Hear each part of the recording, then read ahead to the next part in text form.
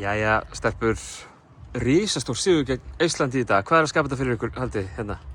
Bara orkaðan í seinni hálfleik og kom mjög góðar inn í seinni hálfleik en ekki nógu sterkar inn í Já, ég held að við vorum ekki nógu svona locked in í fyrsta og við bara svona kveiktum einhvern veginn á orkun okkar í seinni hluta seinni hálfleiks.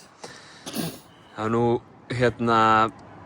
ef við tökum svona bara Noregsleikinn, var þetta kannski svona svipað. Það var svona þurftu svolítið að hafa fyrir því en samt einhvern veginn svona vissið þú væri með þær, eða ekki? Svona... Já, við vorum ekki nógu góðar í Noregsleiknum en við vorum bara heppnar að vera sterkara lið, sko. Já. Þessi pressuverð sem að spila virðist verða betri svona með hverjum leiknum í að spila hana, er það ekki svona nokkurn veginn tilfinningin? Jú, en við þurfum að hafa orkuna í það og eins og í dag það voru ekki alveg á því leveli. Nei. En við þurfum bara núna að hvíla okkur og vera tilbúin í næsta leik. Kannski erfitt tap sem komið að við gerum, svona leikur þar sem leiði lengst af.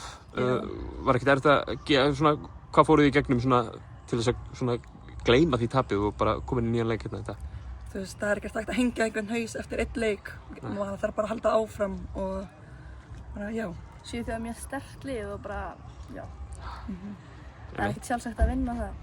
Aðeins að þér, Berglind, þú meiðist í gær, ferð upp í hérna hraðahlaup og lendir eitthvað illa á höndinni. Geturðu leitt okkur aðeins í gegnum, hvað var að gerast? Já, ég bara farið að leigja upp í kontakt og svo lendi ég á hendinni mjög illa. Og hópar upp á slisa og svo er ég bara með brákun í úlliðinum. Og er þá vantilega frá bara út mótið og eitthvað einu sumar eða? Já, en sem betur fer þetta bara brákun, ég kem bara sterk inn á EM og NM miðju 15. Já, NM 15 sem er í ágúst. Þú nærð því þá? Já, ok. Held ég. En ætlar vantilega að vera andlegur stuðningur fyrir stelpurnar sem að... Það ekki? Já. Frídagur á morgun, hvað er plana? Bara slaka á og... Ein æfing og smá dagskrá fyrir frisbeegolf. Já. Það er góður völlur hérna. Já, kannski hoppa út í lækinn hérna og bara hafa gaman. Já.